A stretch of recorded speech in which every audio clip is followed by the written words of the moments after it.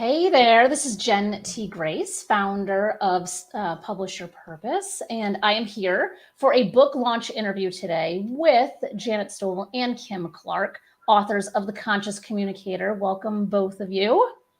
Great to be here. I'm just, I feel like a broken record for those who routinely watch these videos, but I am legitimately very excited about the launch of your book because the impact that your book will and has already begun to make in this world is just a really incredible thing. So I would love if we can we're going to alternate kind of maybe back and forth between the two of you since you are a co-author pair, but maybe just start with Janet. Can you just tell us just a little high level about yourself? Okay, well, I've been a communicator my whole life, one way or the other.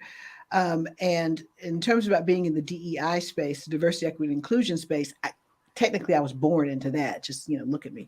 But those two have come together in the later parts of my career, and have gone beyond that to not just communicating about diversity, equity, and inclusion, but building solutions and helping companies build DEI journeys and pathways. So that's what I do. When I'm not writing books with Kim, I am the global head of DEI for the Neuro Leadership Institute, which is a consulting firm that focuses on using neuroscience to help solve business problems. And so I'm a firm believer that 95% of DEI is communications. So this book was a logical choice for me to do it because that's what I do. It's perfect. And there's a perfect marriage with your co-author, Kim. Can you share a little bit about yourself? Yeah, Janet's the external and the leadership comms. I'm internal comms. And it is an amazing partnership to put together this book. And when I'm not co-authoring a book with Janet Stovall, I am a diversity, equity, and inclusion consultant, speaker, and educator. And so all things related to DEI communications and being a thought leader, driving these pathways of DEI communications as a role in every organization, as well as a discipline for all content creators and communicators. What is the role of the communicator and the content creator in diversity, equity, and inclusion? Embodying that, integrating that, and creating results out of that. That's what I'm about. That's the work I do. I love it. Those are great sound bites from both of you. So I have a whole host of questions for both of you. And of course, I will probably go off on a tangent at some point. But this is kind of like a doubly wrapped question. So I kind of want to understand why you decided to write this book, but also why is now the time for this book to be out? And you can choose whoever might want to answer first. Janet? I'll go. Right. Well, we wrote this book because now is the time to write this book. Until recently, I'd say since 2020, really, the concept of talking about DEI was always an internal issue within an organization if they were talking about it at all. The idea about organizations and businesses talking about social justice issues, well, they just didn't. Businesses did not talk about DEI and social justice as much or as openly before 2020 with the murder of George Floyd.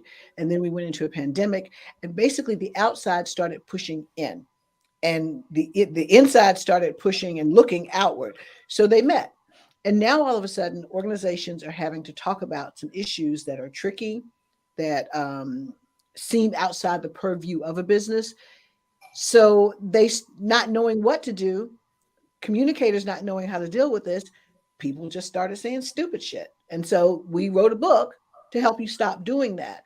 Because the reality is that when you talk about these issues as an organization, not as an individual, but as an individual who works for an organization, speaks for an organization, communicates on behalf of an organization, you have to do it differently. And if you don't do it the right way, if you don't do it objectively, if you don't think about it in a certain way, you end up being performative. And that's what we were seeing out there in the world, was a whole lot of performative communications that weren't moving the needle, that could actually not only move it backwards, but cause problems to the people who were having these communications.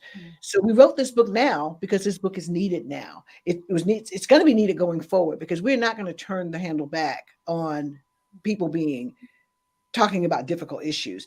We're hoping that this is a way that they can find a way to do it objectively, at scale, and in a way that keeps them from stop saying stupid shit. Mm-hmm. Can you actually just say the full title and subtitle of your book? The Conscious Communicator, The Fine Art of Not Saying Stupid Shit. Thank you. There we go. So good, right? The Conscious Communicator, I feel like, is one of the best titles because it is so short, clear, and concise, which I think is just fabulous for anyone who is actively looking at how can they be a better communicator. Your book is clearly a great starting point.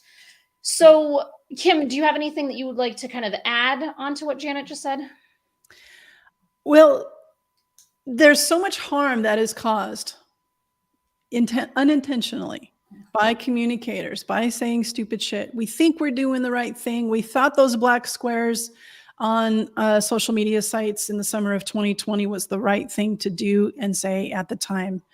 And that was the motivation for me to write the book, is because I was like, no, because you don't know what you're saying. You're putting, there's been generations and centuries of broken promises and broken trust. And here's this moment in time where we could own our shit. And you're putting this out there and you're continuing to re-traumatize and re-cause harm because you don't know what the work entails to actually follow through with what you're saying. So I was scared. I was feeling protective of employees. Of my peers in communications who were feeling like driven to do this and feeling good about it, but not truly understanding the depth of the work to follow through with what they said. And that's when Janet and I started talking about all of those ingredients of how these messages were missing. That's how Janet came up with the acronym of our framework, which is the secret sauce of the book. It's called the depth model, DEPTH.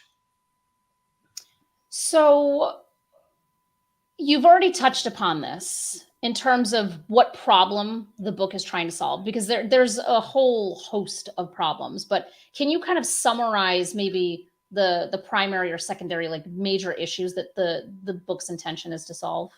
Janet, maybe start with you. Well, I think that the book was written primarily for professional communicators and the people that they communicate for. It basically speaks to the fact that as communicators who are powerful people, words are powerful, in the DEI and social justice space, you have two things. You have a responsibility to say the right things, to push the message forward, to push the whole thought process forward. But you also have an opportunity. And that's what we wanted to tap into. I think most communicators understand the responsibility, but what they don't understand is that if you do this right, you have an opportunity to help make real change. You also have the opportunity to cause real harm. We wanted to help people figure out how to make real change. So this book is about solving for the things that professional writers, professional communicators in general can do to overcome the challenges, but lean into the opportunity of being a conscious communicator, being intentional about what you say in these spaces where intentionality matters the most. Kim? I don't know if I can add any more to that. I feel really good about that answer, Janet. Okay, good. Next. Just checking the boxes down the budget there. In terms of communicators, right? So we're talking about professional communicators. These are folks that are in jobs and careers in which communicating on behalf of a company, on behalf of a person is what they do. Mm-hmm. Is there a broader application for someone who might be watching this, who is just your average person who might be leading in an organization, whether it's their own small business, whether it might be a department? Is there an application for your book for those as well? I'm actually quite surprised at the kinds of people that pre-ordered our book. Mm-hmm. For example, it wasn't necessarily all communicators and content creators. It was people who lead groups, who facilitate groups. It's people who are just parents, and they are having conversations like this with their kids. there's, and my girlfriend warned me of this. She said, this is going to attract people outside of your targeted audience. You need to be ready for that. And I'm thrilled. Because my greatest fear was people would think it was more like a therapy book, a therapeutic book of like, it was like a counseling session of like, how to repair your marriage or something. And it's like, no, it's not that. However, the depth model is transferable. The skills that we talk about in there are transferable into a personal relationship as well as in a professional setting, because you can look at your own values. You can look at your intent, your purpose. How educated are you when you're sitting at the Thanksgiving dinner table and you're spouting off on something? How well educated are you in understanding the nuances of various experiences of marginalized populations? So it will help you in a personal way. It'll help you as a people manager supervising a team, and you need to have these kinds of conversations and know when to speak up and how to be meaningfully supportive to your team when social crisis, notice I didn't say when social crisis situations will occur. And so it is transferable in those skills beyond our target audience, but, and I think people will look beyond, and take the pieces that are meaningful to them, even if they don't have communications per se in their title. Nonprofits to benefit. Let me add to that, Kim. You mentioned the Thanksgiving table, and I've been known to say to people, when you're with your family, when you're one-to-one, you have conversations that nobody else gets to hear. I can't show up at everybody's Thanksgiving table to have a conversation with somebody. So if you really want to change things, you as an individual have to have a way to have these conversations with racist Uncle Fred at Thanksgiving. And I always joke and say, go get your cousins. Go get your cousins and teach them how to do this. This is the model that helps you go get your cousins, because it gives you a way to think about what you're going to say and analyze what that person's saying and figure out where you can help them. So if somebody's just spouting something out, and we know how polarized we are now, so we know this happens. If somebody is just spouting something out there that you want to respond to, and you want to take the emotion out of it in the hopes that maybe you can make them think about it differently. If you want to point the finger at the statement or the behavior, but not at the person, this is a tool that helps you do that. It steps you through a series of questions, and you can ask yourself these questions before you speak, but you certainly then can use it to ask that person those same questions. Like Kim said, are you educated? Do you know everything? Do you really know everything you could know about this? And if the answer is no, then maybe you need to rethink what you're saying. Is this really aligned with who you say you are as a person? Is this really you? Maybe not. So let's think about what you're saying. In saying this, are you doing anything? Do you have any unique superpower that would help you change the state of this? No? Okay, maybe figure out then that you shouldn't be commenting on this. So the same things that we ask organizations to go through, people can go through, and it gives them a way, like I said, to point the finger at the behavior or the statement and not at the person. Awesome, Janet. Thank you for that. Go get your cousins. That needs to be a tagline somewhere. Go get your cousins. And we talked about it last year, right? You were going to make T-shirts or something, and go get your cousins. It's just going to be a thing we just threw around in the book. And we wanted to start a new holiday, a new Go Get Your Cousins Day.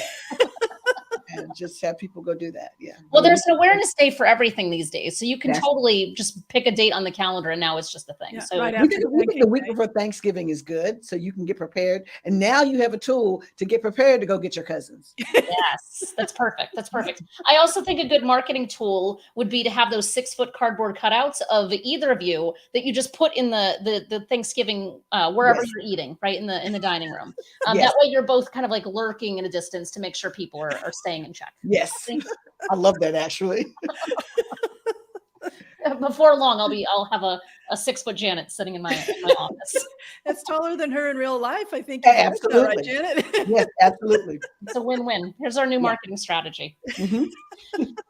So I'm curious, just something that's coming up for me is that I remember when we first started having these conversations of working together, and you had said that it's the conscious communicator, and I immediately was like, oh, it's such a brilliant title. my undergraduate degree is in communications. My graduate degree is integrated marketing communications. And so communications is just something that I guess maybe I feel like I've taken for granted, like the importance of strong communications. Yeah. But I think when we put the DEI lens and communications together, I'm curious how long you've been seeing the trending toward, because I know that this is the world that you both live in and day out and have been doing for a long time.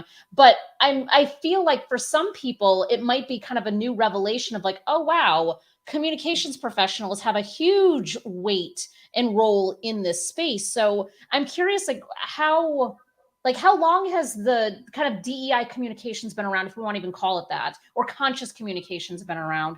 And then also kind of just emphasizing the role maybe that's now, but I almost think it's like the future role. Like, what does the future of this look like? Well, if you think about in the business space, in the business sphere, DEI entered sort of the business space in the in the 60s because of the civil rights movement. That's the first time you started in an Equal Employment Act. That's when you first started having people talk about any kind of diversity at all in the workplace. Then it went through the women's movement, then it went through the gay rights movement and all the different movements which were modeled on the civil rights movement. Those techniques that brought it into the workplace. Then we had new generations coming into the workplace that demanded a certain level of equity. So it has been building in the workplace for a while. And then you have the 2000s when we have probably the most diverse workforce that we've had ever. And suddenly people are talking about DEI everywhere. And then people moved beyond sort of the social model for why it's the right thing to do. People started trying to move to the business model for why it's a smart thing to do. So all these forces come together and it's been building over time. But then 2020 hit and it put another spin on the equity conversation, which was the social justice. Justice entered it. First it was diversity. Then it became inclusion, which actually is a term that came from the educational world. And then equity and justice kind of really hit 2-3 years ago. So all of a sudden now the conversation is bubbling everywhere. Going forward, you're not going to shut that down. I mean, going forward, these issues are going to get bigger. We've gotten more polarized. Mm-hmm. We're going to have to talk about this because the reality is people bring this stuff to work with them. You don't stop having these issues personally when you walk in the door. And yet the workplace is the most integrated space in the world. We don't go to church together. Neighborhoods now are more segregated than they have been in a generation. Schools are more segregated than they were after Brown versus Board of Education. So the one place where we all are together is the workplace. Mm-hmm. The one organization, the one entity that can change things is business. There's the money, the resources, the talent. The opportunity is there. The reality exists that these conversations are going to happen. If we want them to be productive, they have to be conscious. We can't just talk. We have to really think about what we say and figure out how to use what we say in the service of making things better. I can remember a conference that I did at Facebook headquarters when it was still Facebook headquarters in 2019. And I did kind of an appetizer of a larger workshop, a day-long workshop that I was doing on the role of the communicator in diversity, equity, inclusion, calling it conscious communications. And so I did a little appetizer talk about it. And afterwards, I got the survey results in. I was reading through it, and it was a whole room full of just communicators, 200 people at least, just communicators, and the comments coming back saying, well, this was nice, but that's not, DEI isn't my job. It's HR's job. And I had a hard time kind of convincing, if you will, communicators that you need to integrate DEI into your work. I used to use kind of a pseudonym around this. I did several conferences in 2017, 2018, talking about harnessing the humanity. Mm-hmm. So I was trying to phrase it that way. But 2020 gave me that permission to say, this is DEI, the role of the communicator. We're dealing with it. There's no going back. We have to move forward.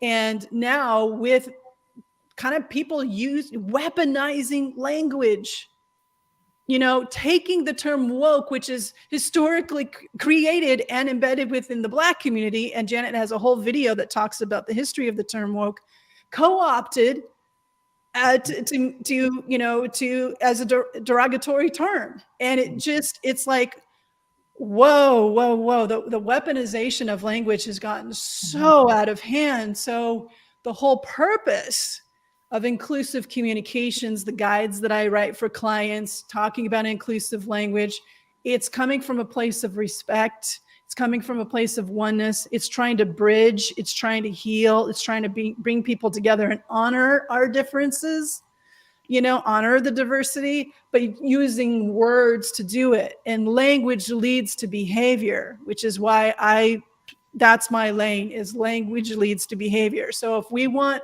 a certain culture, if we want an inclusive culture, then we have to be using inclusive communications. And a lot of us need to learn how to do that and unlearn a lot of phrases that, frankly, we're continuing to use in the workplace, and it has racist roots, has problematic histories, it has damaging impact to a variety of our colleagues for different reasons, and we don't know we're causing that damage. So that's why I really focus and put that stress on the language part, because it leads to behavior. And if we understand what kind of outcome we're trying to get to, we have to back into it to be more conscious about our communications. Mm-hmm.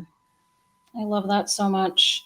To me, it just seems like such an obvious starting point for people to get their communications in check, to like really understand how to consciously communicate. Because I would imagine it's both top down and bottom up, in terms of, you have a company that wants to make a change, wants to make a difference, but yet has no support anywhere to actually make that happen. So anyone can pick up this book and read it and say, oh, wow, if I just, in following the depth model, right? Like if I just do this one thing differently, it's going to have an impact on, even if it's just the department that you're surrounded by, right? Or maybe it's your clients, or maybe it's prospective clients, whatever that might look like. I feel like this is just an entry.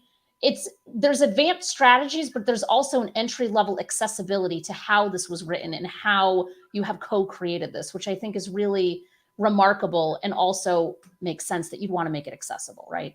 Exactly. I mean, you think about it. The question that I ask all the time when I'm helping organizations build DEI journeys, the question I always start off with is, well, what are you solving for? Because in the business space, that is a perfectly logical question to ask. The world of business does nothing because it's the right thing to do. The world of business does everything because the job of business is to return stakeholder value, to make money. So diversity in this space has to have some sort of tangible value and difference to the bottom line. So you want to ask the question, what are you solving for? And that's where I go into DEI development. Well, I think the same thing is the same case with communications. When an organization or a person or a group is going to step out and say something in either the DEI or the social justice space, the first question they should ask is, why are we doing this in the first place?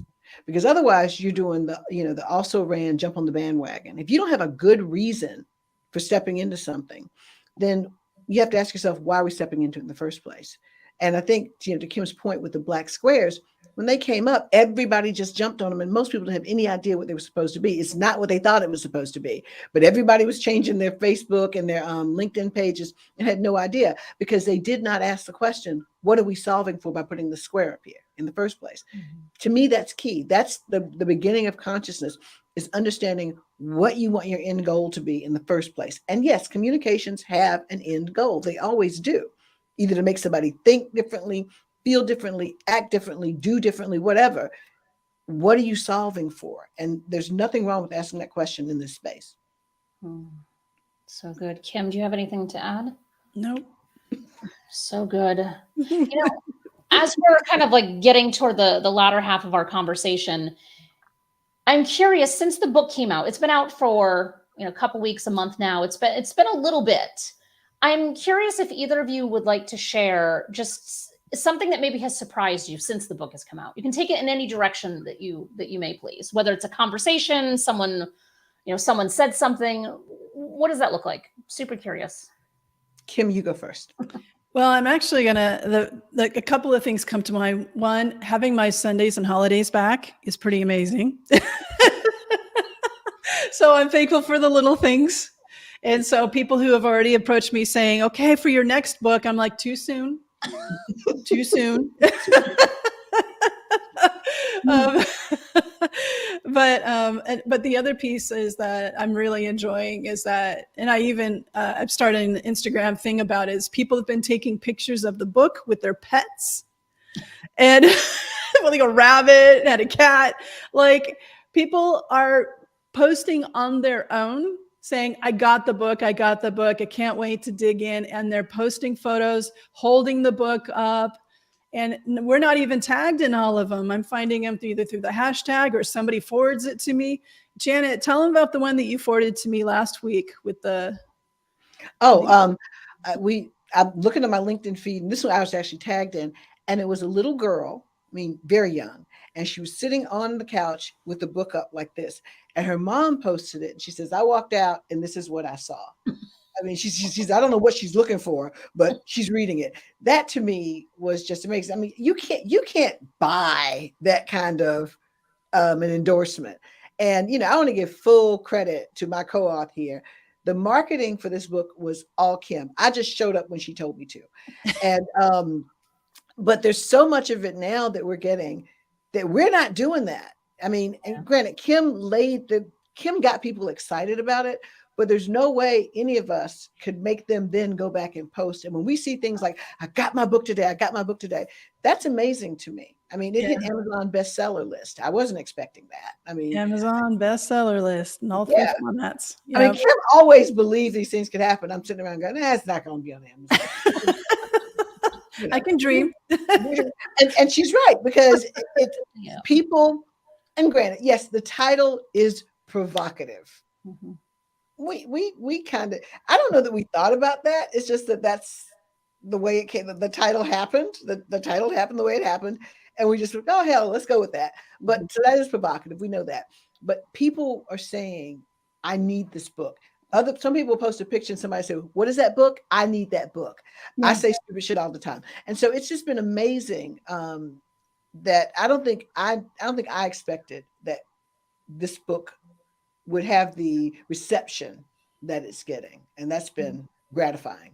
My hope is that the content gets into as many hands that needs it globally.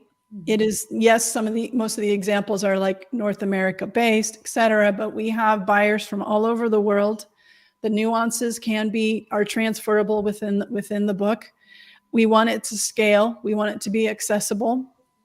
And I would personally like to see the discipline of the communications industry shift and change to where some university somewhere does a research project from the summer of 2020 to the summer of 2025, somewhere like that, and basically track performative communications from major brands and small brands, medium brands, all the way for over the 5 years. And I want to see it decline. Mm-hmm. I want to see it decline. I want to see us getting smarter, more disciplined, more strategic, and more intentional in our communications to be more meaningful in our impact. We want to be the blip. Yes. You know, we want to be the blip in that timeline, that when you see that performative communications were going way up, and then bam, September 2022, the conscious communicator, the find out things, not saying stupid shit, comes out, and then boom, it goes down. That's the trend I want to see.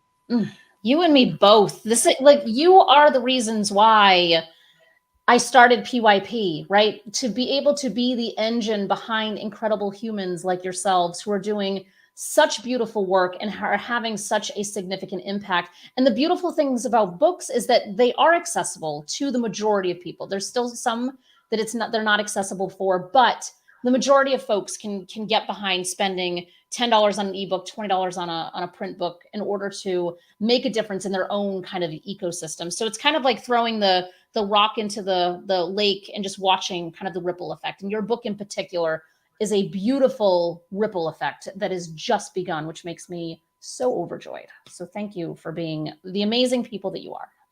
Thank you for your support, Jan, all the way from, it's like when authors, we're first-time authors, right? And I knew when I was talking to you, I didn't have to convince you of how important this was. Yeah. It was like, this is what we're thinking of. And I didn't even finish the sentence. And you're like, okay. Not to do that. I didn't, and I think that makes a huge difference is when you are partnering with people who get it right away. It makes it the experience. And I appreciate, having the hybrid publishing experience with your company, because we could go as fast as we wanted to go. Mm-hmm. You were like ready. You're like, as soon as you give us the manuscript, the team's ready to go.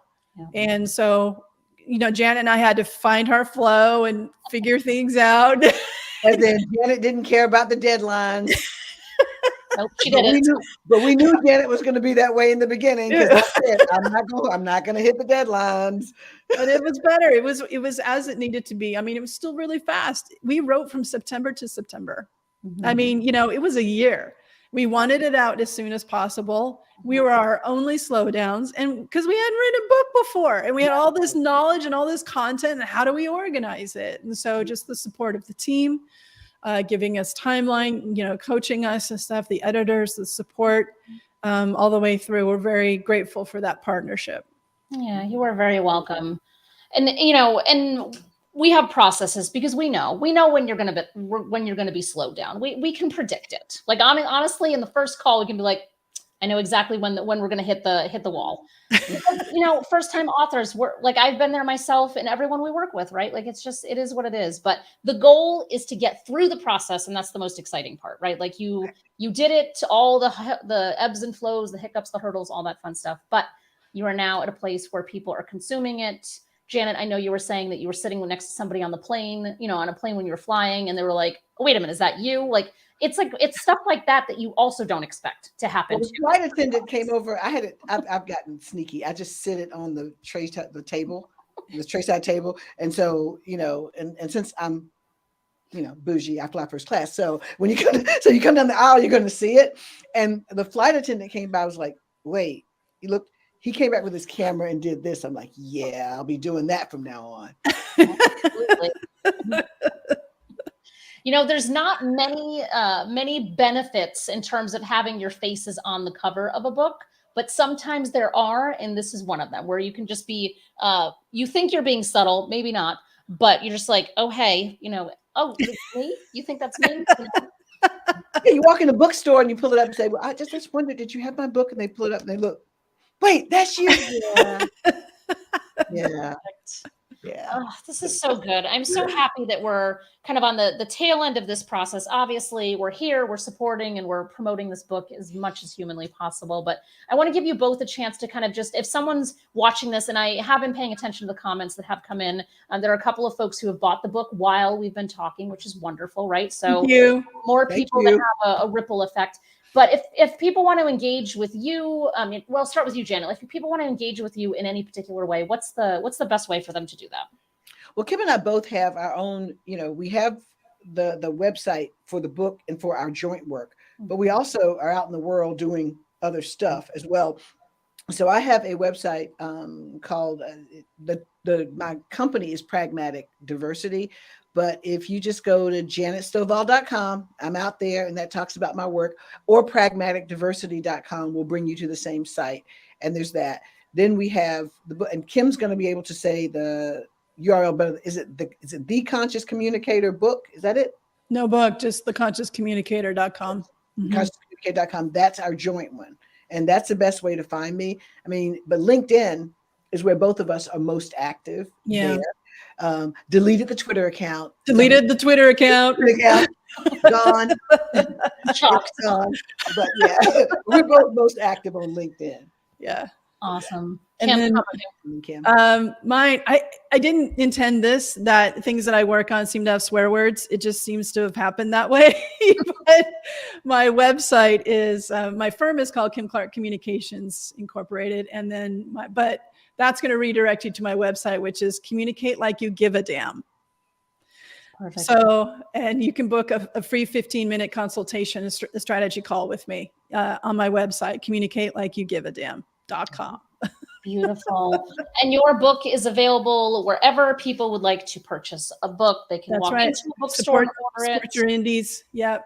That's exactly where I was going with this. You know, it's available on all of the platforms, the big ones and the little ones, but we are big fans of supporting your independent bookstore. So, you know, there's bookshop.org, which gives back to independent bookstores, but it's still an online opportunity, or you can just walk into any local bookstore and ask them to order it for you. And review. We Yes. would love to have your reviews, please.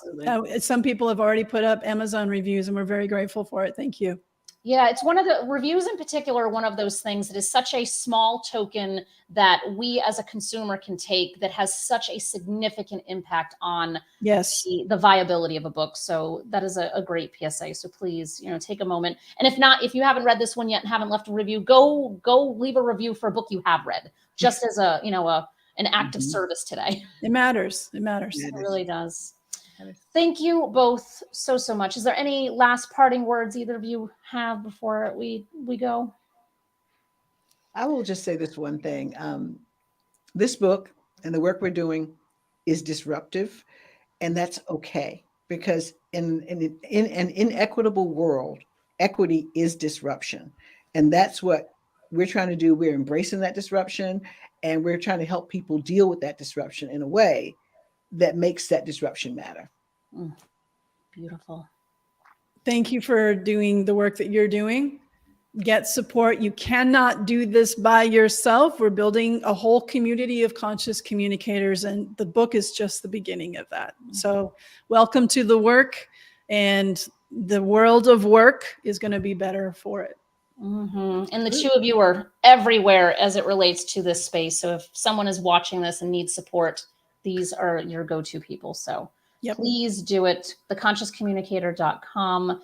Thank you both so much. I will talk to you both very soon. And for everyone else, I'll be back with the next author interview at some point in the future. Thank you, Jen.